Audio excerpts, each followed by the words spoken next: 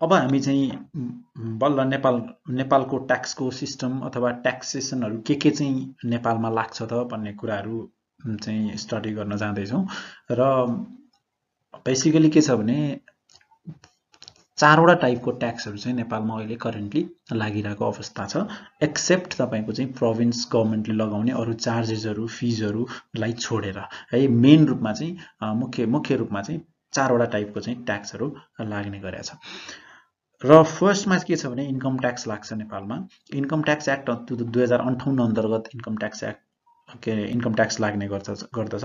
र त्यस्तै गरेर भ्यालुएटेड ट्याक्स 2052 अन्तर्गत भ्याट लाग्छ। र अर्को चाहिँ एक्साइज एक्ट 2058 अन्तर्गत एक्साइज लाग्ने गर्छ।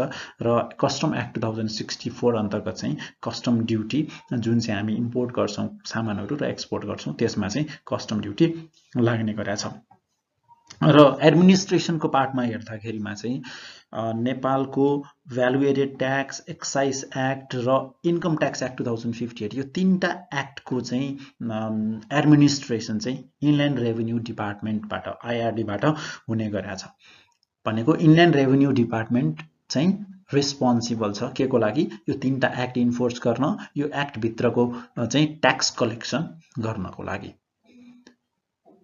त्यस्तै गरेर कस्टम एक्ट 2064 अन्तर्गतको कस्टम ड्युटी कलेक्सन गर्ने चाहिँ लगाउने र त्यो कलेक्सन गर्ने चाहिँ जिम्मा चाहिँ कसले लिएको छ? डिपार्टमेन्ट अफ कस्टमले लिएको छ। डिपार्टमेन्ट अफ कस्टमको चाहिँ टेरिटोरीभित्र पर्छ।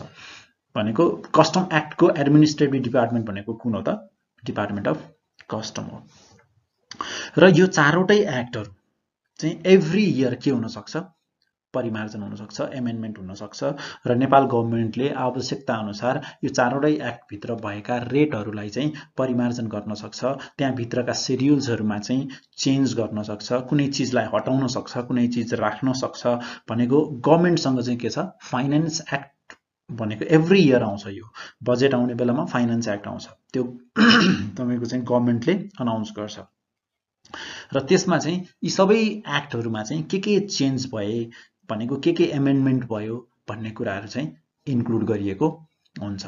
कुनै नयाँ सर्भिस लगाउनु पर्ने छ भने पनि त्यो पनि सर्भिस चार्ज अथवा नयाँ चाहिँ ट्याक्सेसन लगाउनु पर्ने छ, अथवा कुनै पहिला भइरहेको ट्याक्सेसनको रेटलाई घटाउनु पर्ने छ, अथवा त्यो रेटलाई चाहिँ टोटल्ली चाहिँ एबोलिस गर्नुपर्ने छ भने, अथवा कुनै रुलमा चेन्ज गर्नुपर्ने छ भने ती चिजहरू चाहिँ के हुन्छ?